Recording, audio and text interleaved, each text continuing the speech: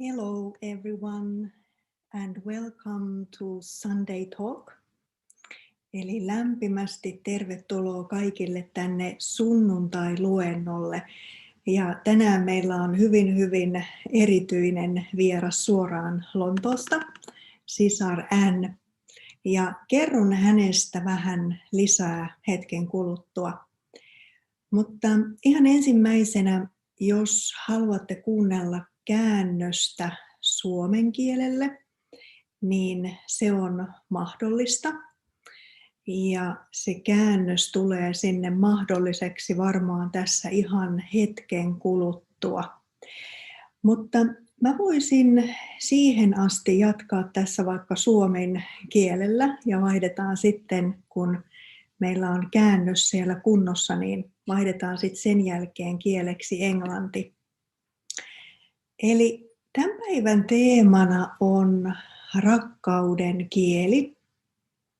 Ja jos kuka, niin sisar Ann on loistava valinta puhumaan tästä asiasta, sillä hänestä löytyy sellaista sydämen lämpöä ja hän on aina tykännyt pitää huolta niin lapsista kuin aikuisistakin. Ja tämä tämän päivän teema tulee käsittelemään sitä, että miten me oikein voidaan kokea se sisäinen rakkaus meidän ihan jokapäiväisessä elämässä.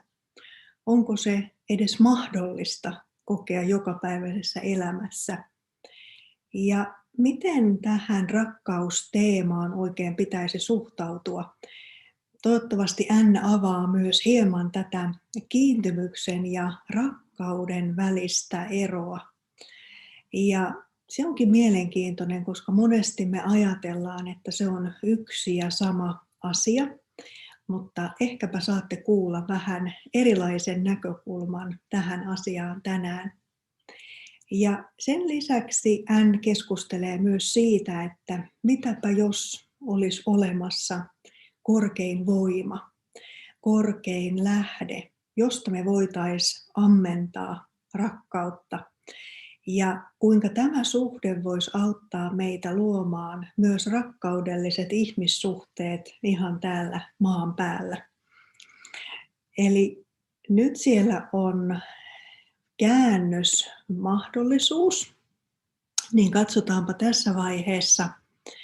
Eli te, ketkä haluatte vaihtaa sinne suomen kielen puolelle, niin jos teillä on Android-kännykkä tai iPhone-kännykkä, niin te löydätte sieltä 3 pistettä. Ja kun te klikkaatte sieltä, niin sieltä te löydätte kohdan Interpretation ja sieltä vaan valitsette kieleksi Finnish. Ja jos te olette tietokoneella, niin sieltä löytyy maapallo. Ja siitä kun klikkaatte, niin silloin te voitte valita sieltä Interpretation ja Finnish. Okay, so I will change language now to English. So, dear Ann, you are most welcome to our session today, which is called Language of Love. And Sister Ann has very special relationship. Especially I feel very close to Ann because I remember when I was just starting to study in this Brahmakumaris Spiritual University. And I went to London, which is the main place of Brahmakumaris in Europe. And during those times, I was not even speaking English very well, and I was not able to understand it properly. And I remember Sister Ann was the person who was guiding me spiritually and practically. And it was so lovely because I really felt immediately like I am at home. And thanks goes to her because she has this kind of attitude. She is very light, she is very happy, she is very loving and caring. So it is very, very easy to feel comfortable around her. And that is a sign of a very good yogi, because the yogi, the one who is really not just teaching the things, the spiritual aspects, but one who is really experiencing all the treasures within, is the one who is able to be like that in everyday life. And Anne has very, very colorful background. She has been working as a teacher and a missionary. She has been in West Africa.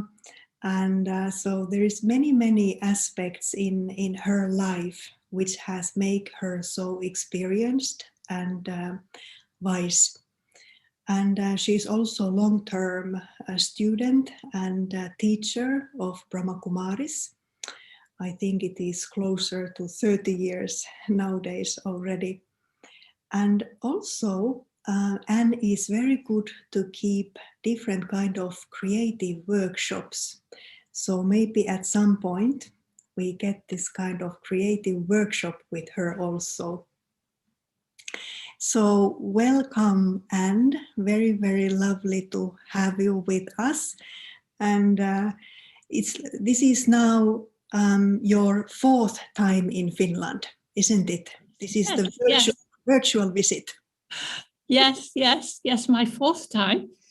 Welcome to everybody, and nice to be here, meeting you from London, but being in Finland. The first time I came to Finland was, I don't know how many years ago, but I stayed in Amegra and visited Helsinki.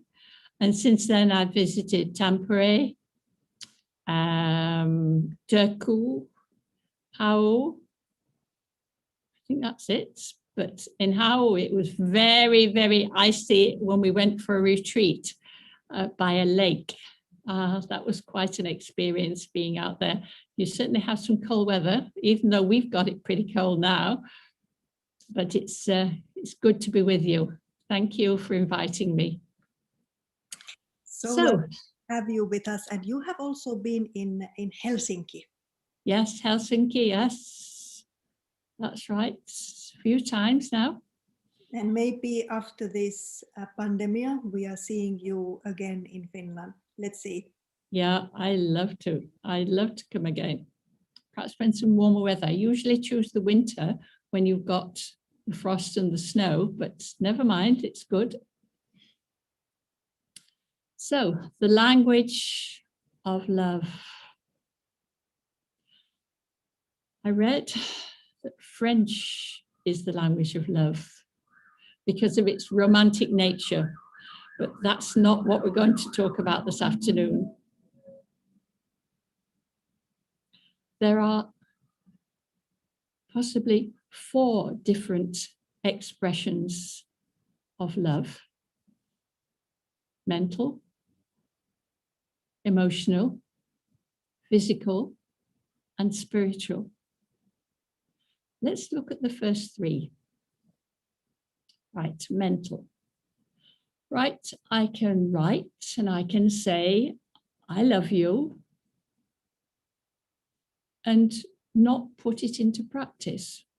The words come or the thoughts come, and it isn't really expressed. So what kind of a love is that? Emotionally, you think probably first of a mother having a new baby and the feeling she has in seeing and holding her first child, and the love and the emotions arise as she watches the baby grow and has such tender care and excuses quite a lot of the mistakes. But think of that same child that grows up and perhaps a teenager and starts getting into bad behavior or makes mistakes, and the mother chastises a child. Again, supposedly out of love, but it doesn't come over that way. There's a different feeling as you grow up. We can have a passion for doing something I love, but then bring anger and hatred into it when it doesn't work out the way I want. My emotions can change according to the situation. Then there's physical love. Putting love into action. You can give a gift of chocolates or flowers.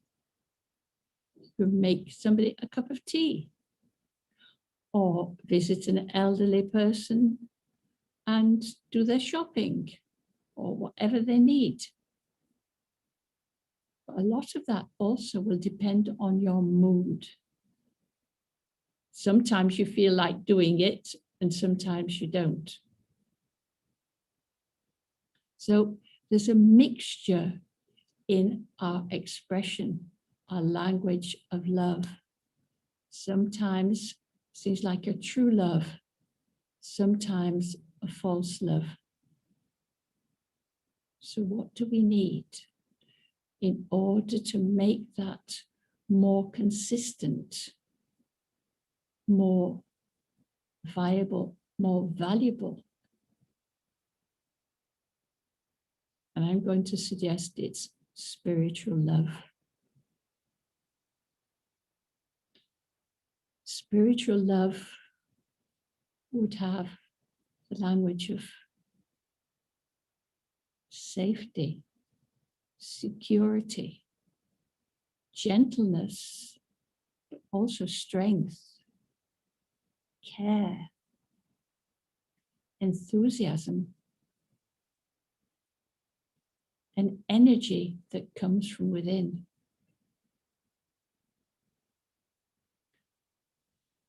There's a biblical phrase that says, love your neighbor as yourself.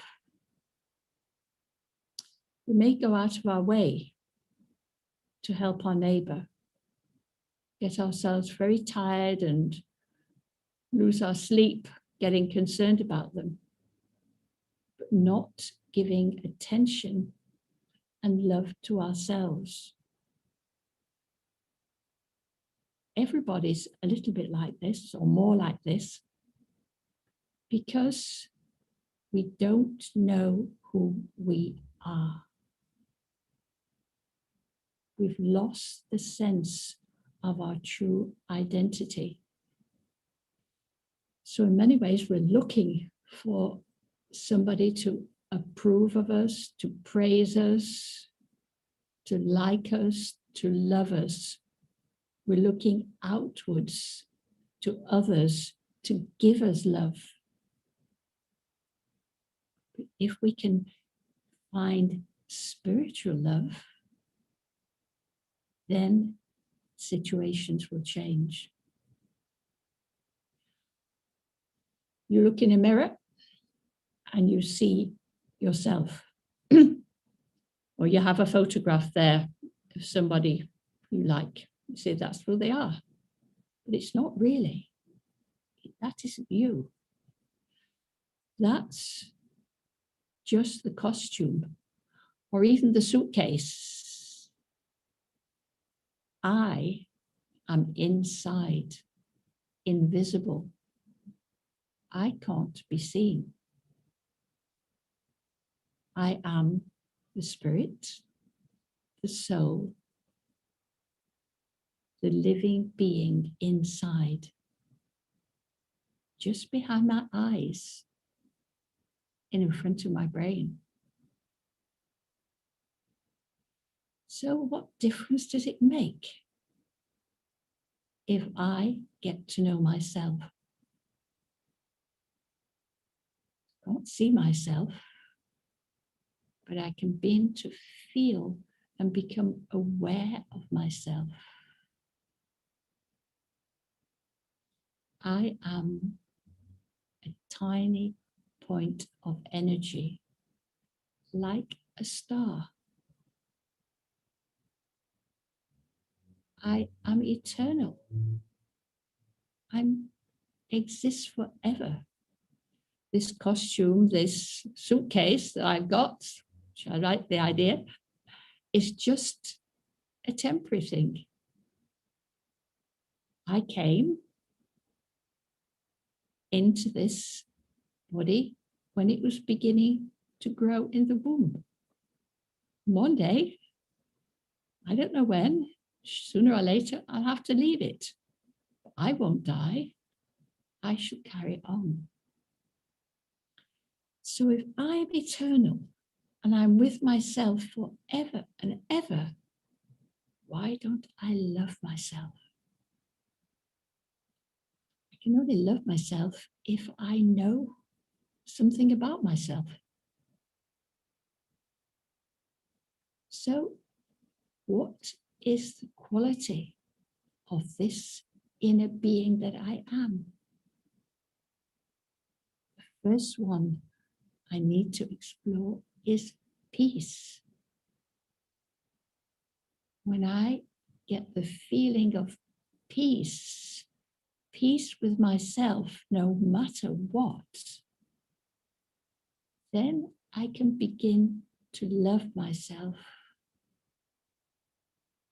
respect myself, and be easy with myself. Don't we often, in our thoughts, beat ourselves up and get angry with ourselves and get angry with other people? Because we're not in tune with our true spiritual self. So peace, love, happiness. Happiness, we can have such joy when we know ourselves. And we'd be able to act in a different way because we wouldn't be needy. When we're out of contact with ourselves and we're wanting love, we're taking from the external, from situations, from people, from possessions. We're wanting more, thinking, I love these things, these people, but it doesn't last. It's only temporary. So it's to find the permanence part of me when I can internally love myself, and I can be there for myself anytime I want. I don't have to get on the phone. I don't have to go on a journey. I don't have to write an email or a letter. Anytime I want to turn within and talk to myself in a very loving way, I can experience that love. Just a little example to see the contrast. It's a lady I know that's been meditating now for a long time, and before she got to know this meditation, she lived on a housing estate where she had lots of neighbors who came to her house to have their hair done. The traveling hairdresser would come to her house, and then the neighbors would come. But they would use her shampoo, her towels, her tea bags to have a cup of tea. And she was always having to give to them. And eventually she got tired and said, "Can't put it with this." And she closed her door and said no more. She thought that they would share, but they didn't. Anyway, once she got to know I'm a soul within this body and I have love and a respect for myself, I can give. And she had a very different attitude towards things. I don't have expectations of anyone, she said. I can give and give and know that I will be internally happy, knowing that I'm making other people happy. and sharing love. It changed her life and our attitude towards her neighbors and things that were happening.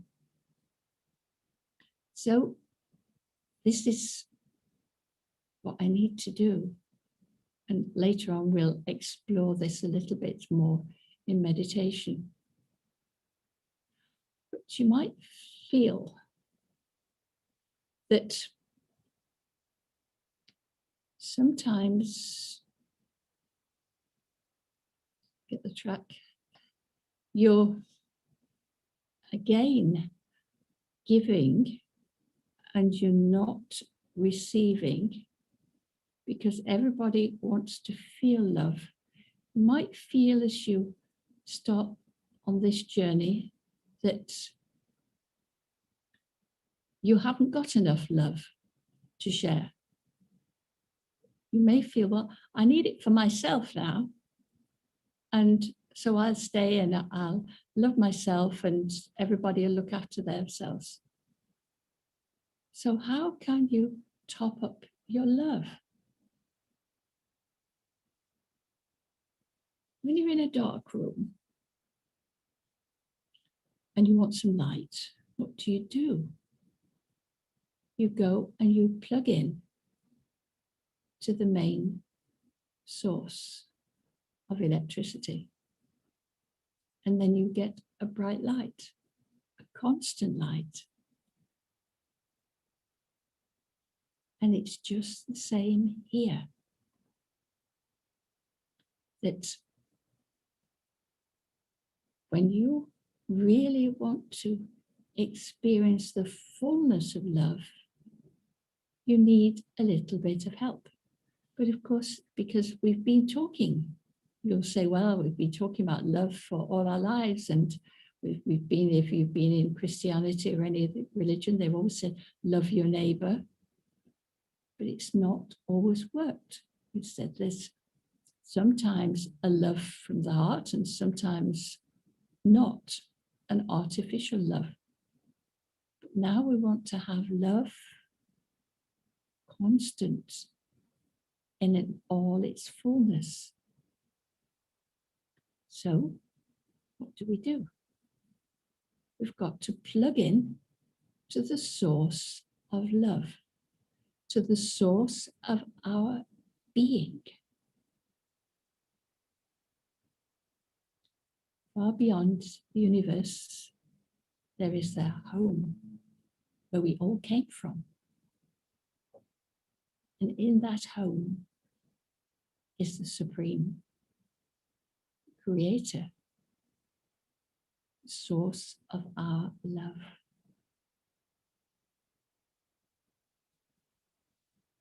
You might call it God, call it Allah, call it Jehovah, whatever name, divine, whatever name you like. But that one is just like me, made in the image of God we are. I'm a tiny point like a star. And that Supreme One, my Creator, could say, is just a tiny point like me, but a perfect point because he never comes and gets mixed up in all the ins and outs of physical life. He has to remain beyond to remain perfect. But I can make contact because he has that power of love, power of peace, power of purity to give us. Just like you feel you get energy when you sit in the sun on a nice day, you get the warmth and the energy streaming down on your face. it's the same with that Supreme who radiates that love, that care, that peace, whatever, especially love we're talking about today. And when I come within and I connect with myself as that point, that star, I can join with that point. It's like attracts like. If I'm sitting there miserable, disheartened, angry, upset, I'm not going to make any contact. I need to be in my spiritual state of positivity in my qualities. And then I can make contact.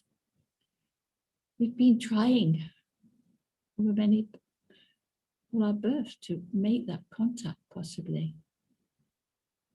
We didn't know their identity. When I was growing up and I was in a Christian church as I was before I came to this, I used to ask what God is like. And I was always told, God is a mystery. You cannot know God. He's a mystery. And so we worked and we thought about Christ, or we thought about Muhammad or other things, a physical being. But God is a non-physical being, but yet makes contact with us because inside we are non-physical. And the joy, the happiness comes when we make contact actually with our spiritual parents. People talk about God as our Father. And what's a father like? Gives us protection, gives us security, probably discipline, keeps us on the right track, gives us rules. He's loving and he's always there to shelter us. Father will never leave us bereft. We can also here see God as our mother. A mother who's so gentle, so caring, so nurturing, so forgiving. If we make a mistake, I love a mother that wraps us in her arms with love and tenderness. A mother that gives us confidence to move on and do new things. And these are all qualities that we can take from a relationship with God, the Supreme. Then, when we've got that,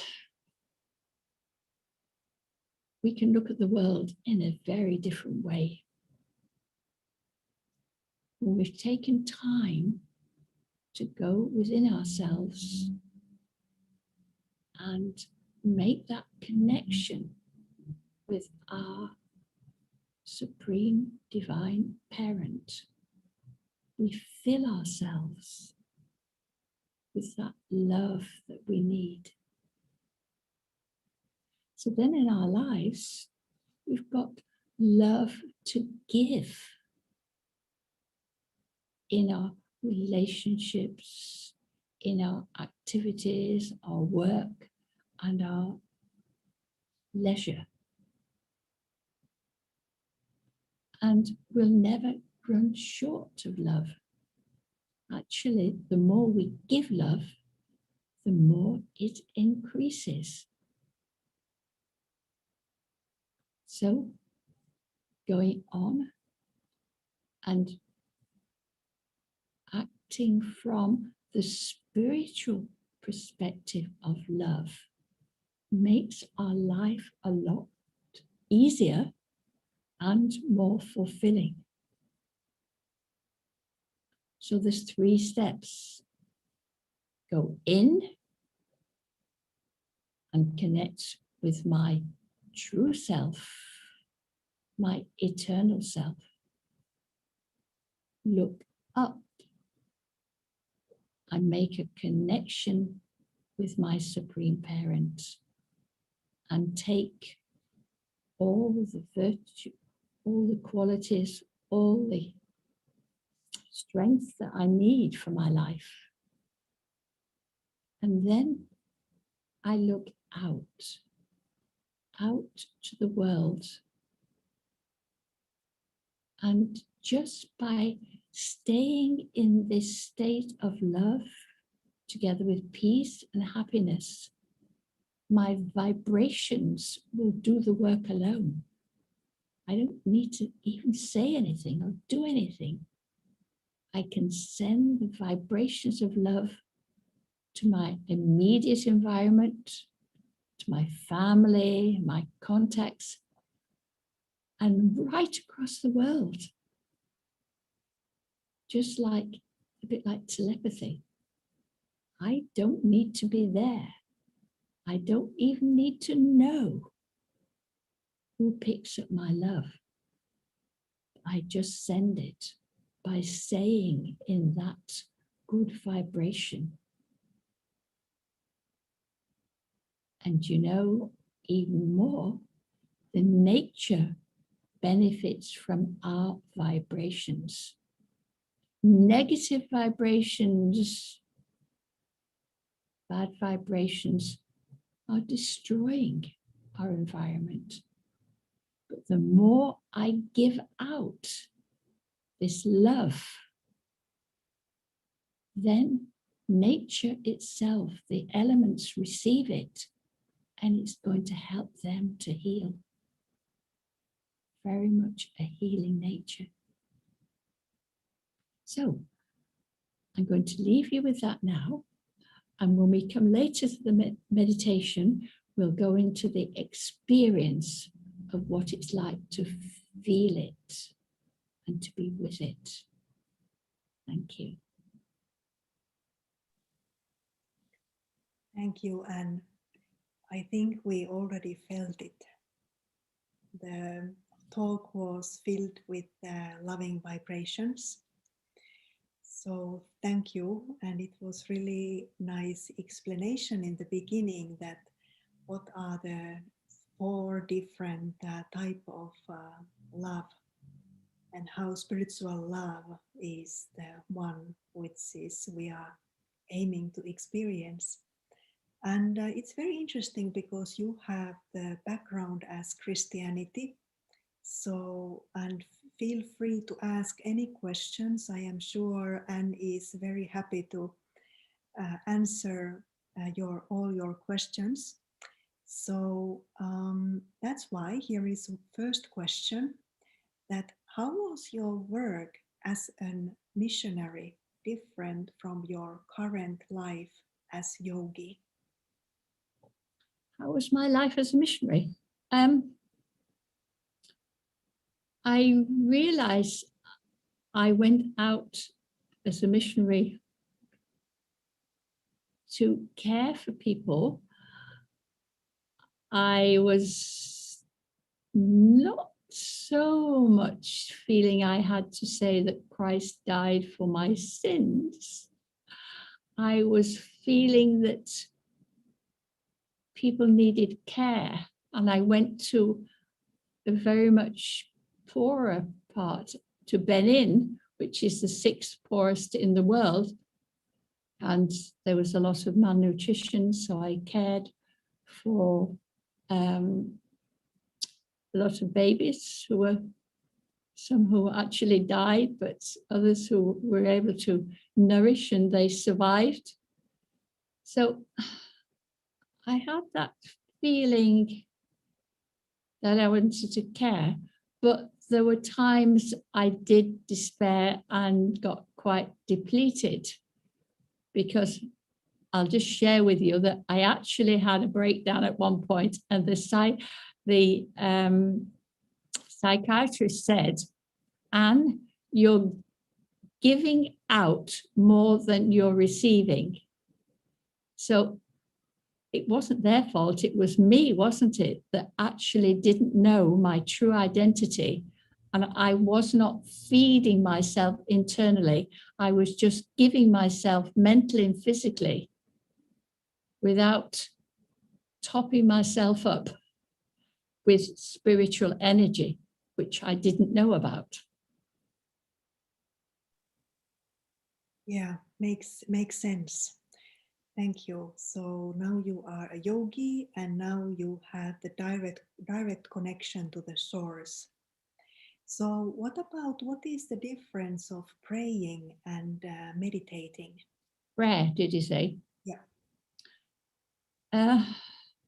In prayer, we're usually asking God to do something for us or for somebody else. Please help us, or please heal somebody, or enable somebody to get better. It's often asking. They talk about prayers of supplication, asking God for something and hoping we'll get the answer, because God is seen to be almighty. But in meditation, we know that God is our parent, and a parent fulfills the needs of all his children. So we don't have to ask, to beg. We just have to be available to receive everything, all the qualities, all the resources, spiritual resources that God has are there for us. And if we get ourselves in the right mental or spiritual position to receive, we can have it all. We've got to be light, we've got to be free from worry, from concerns, from fear. And then it can come to us. We learn here that when you take one step of courage, God gives multi-million-fold times help.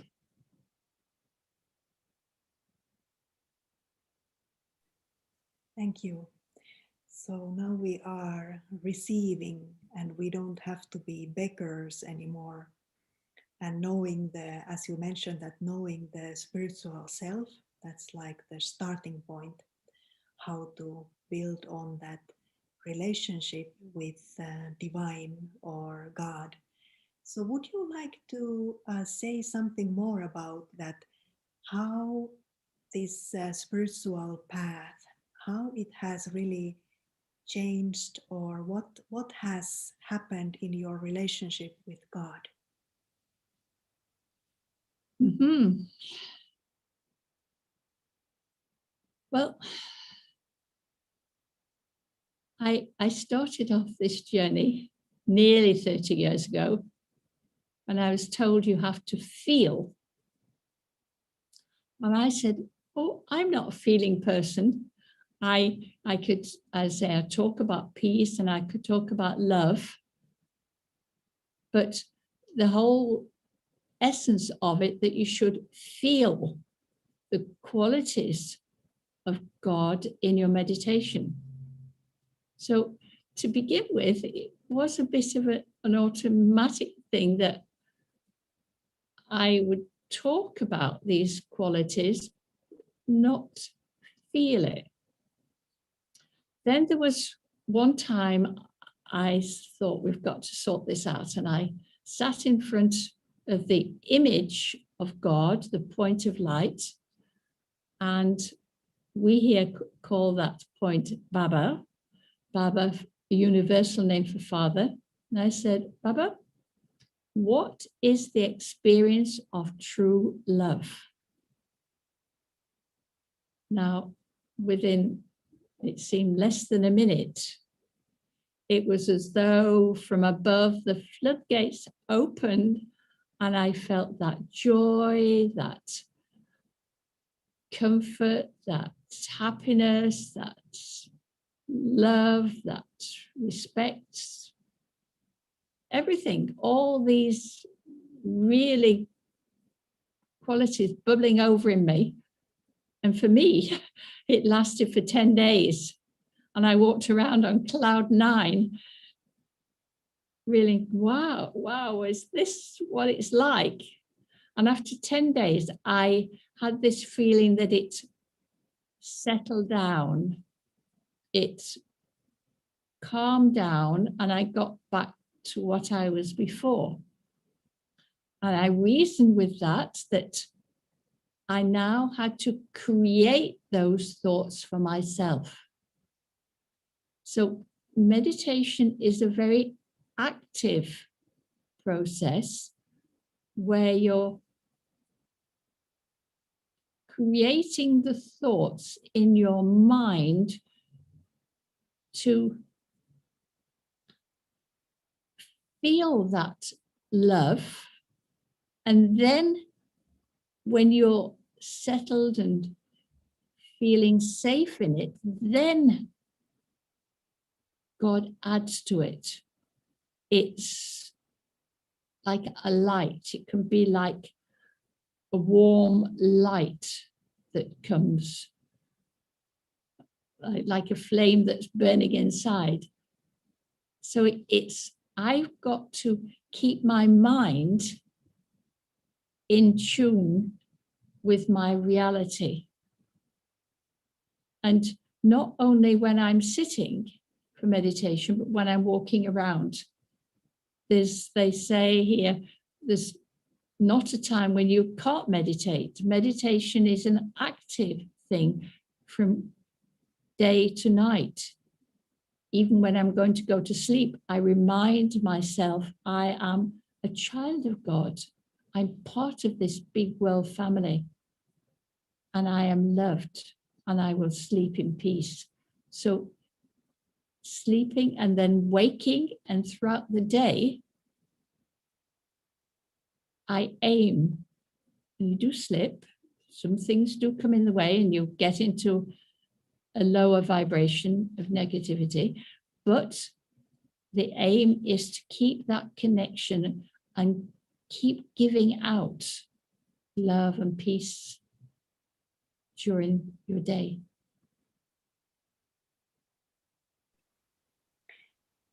Lovely. So now we have the final question, and after that we can enjoy the guided commentary by you.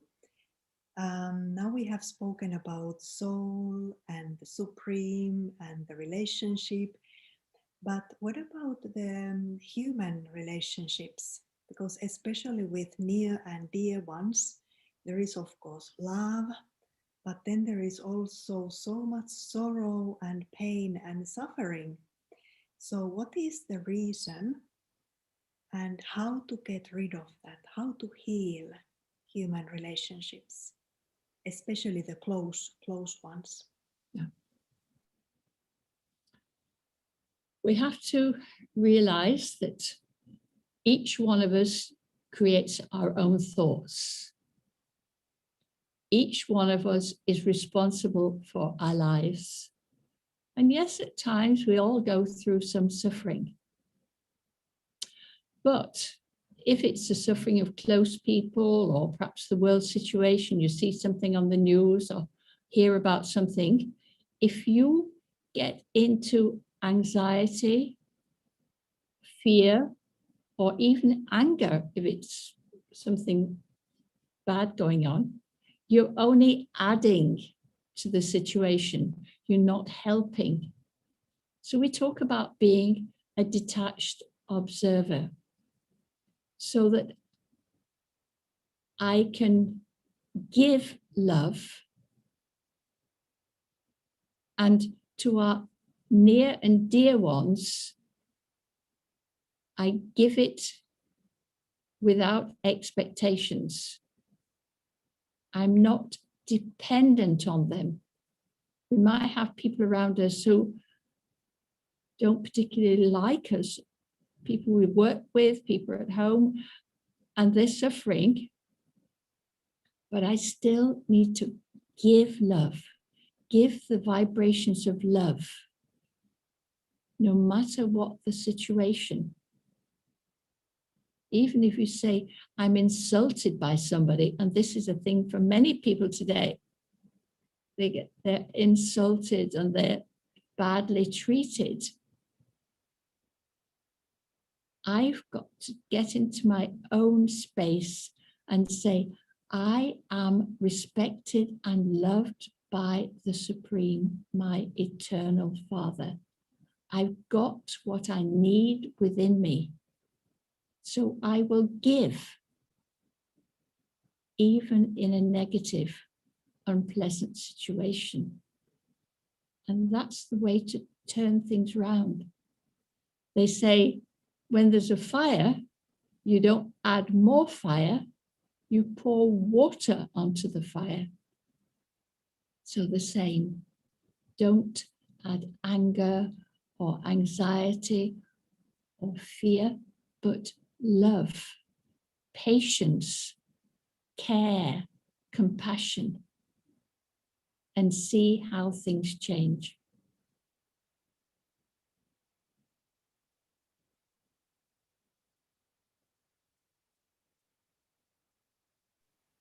Thank you. Thank you, Anne.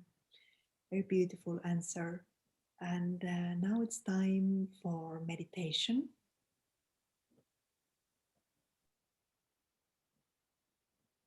Okay. Right, so you're sitting comfortably, relaxed,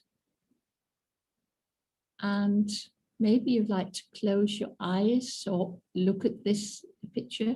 But first of all, I want you to do a little bit of visualization. Spring is coming, and you'll see round about there are flowers and blossoms to come. Just think of a bud, either a bud on a tree or a bud of a flower, and see how hard it is.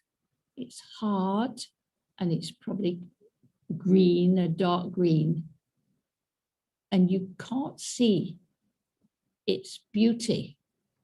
It hasn't got to that stage. It's just hard and green. When there's some sunshine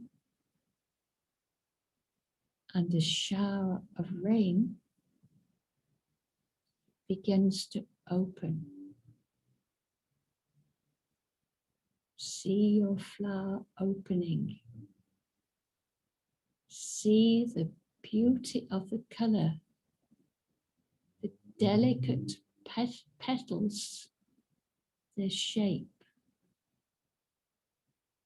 And if it's blossom, surely some fragrance as well. And it's just a delight to see.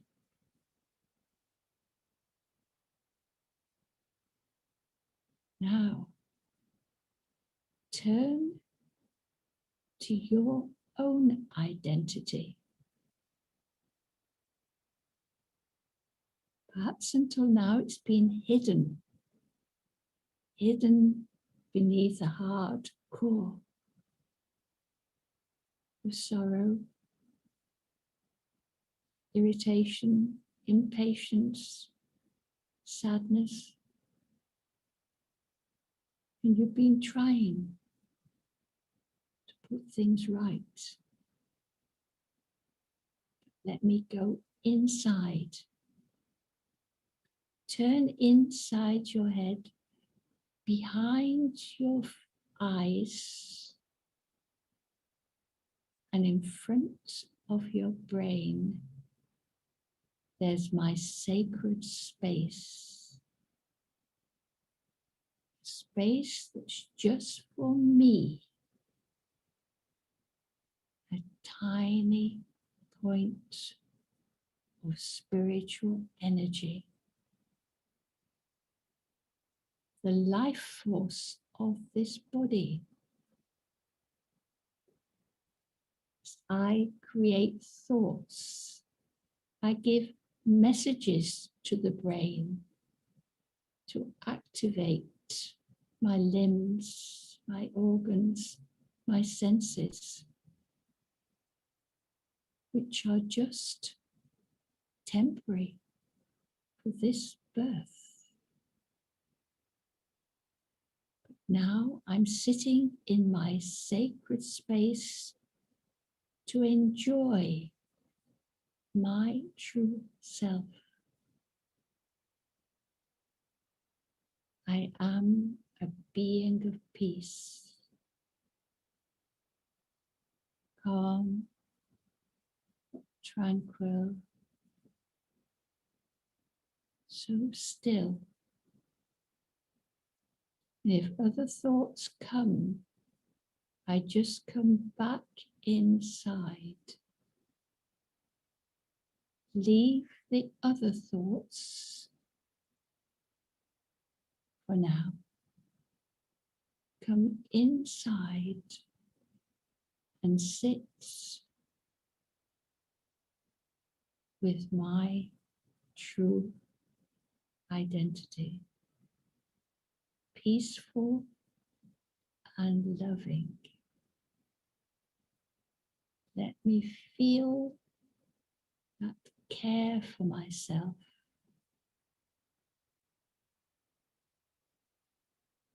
Gentleness, the patience,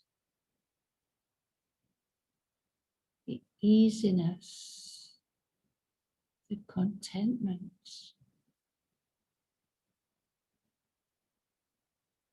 I've nowhere to go, nothing to do, just to be present in this moment with myself.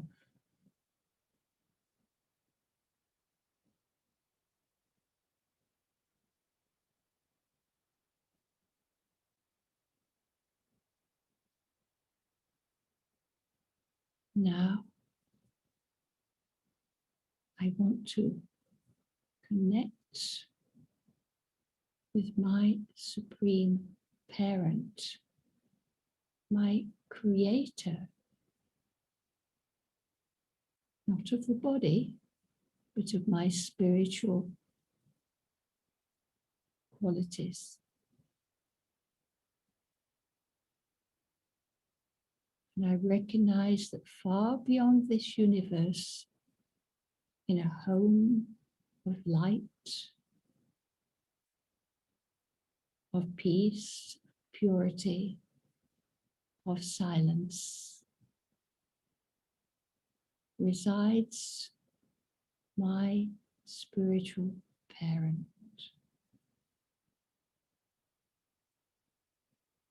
One that is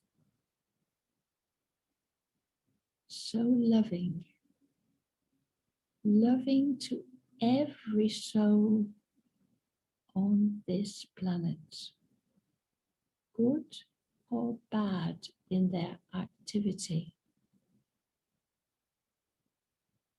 each and everyone is a child of this Supreme Parent.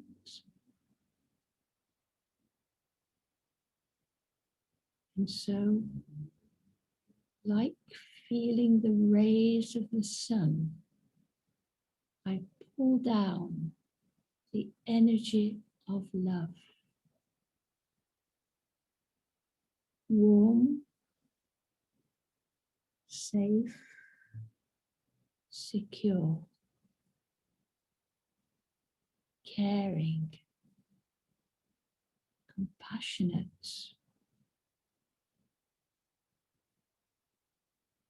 filling me with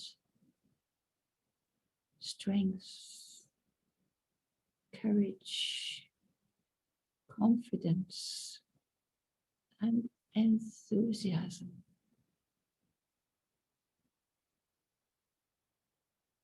I can talk to my Supreme Parent like a mother or a father. Whatever I need, I can take for myself. Nothing is barred. Nothing is unavailable. I can take.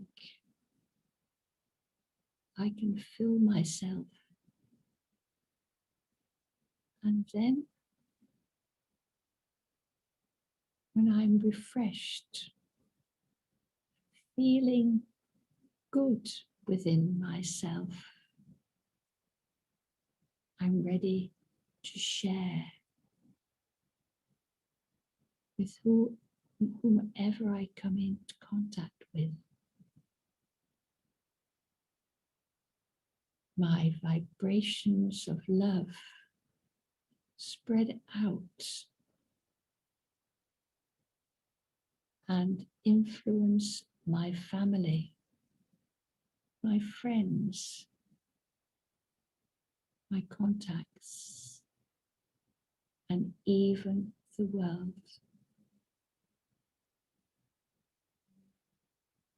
Only when we all spread these vibrations of peace and love will we have the world that we want. A beautiful, peaceful, and loving world.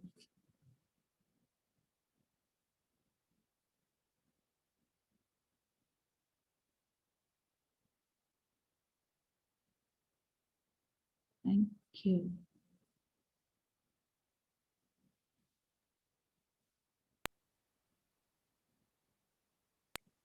Thank you so much, Sister Anne.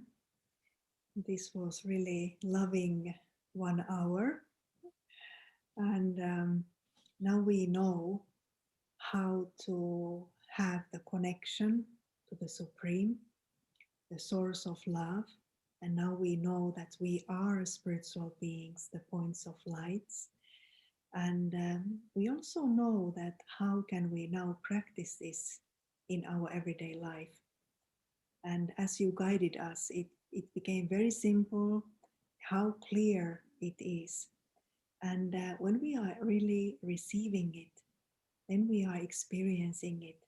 And then it is easy to bring it to the relationships. And then we can see how our relationships are healed on the earth. So million thanks to you, and hopefully see you next time. Thank you. Thank you.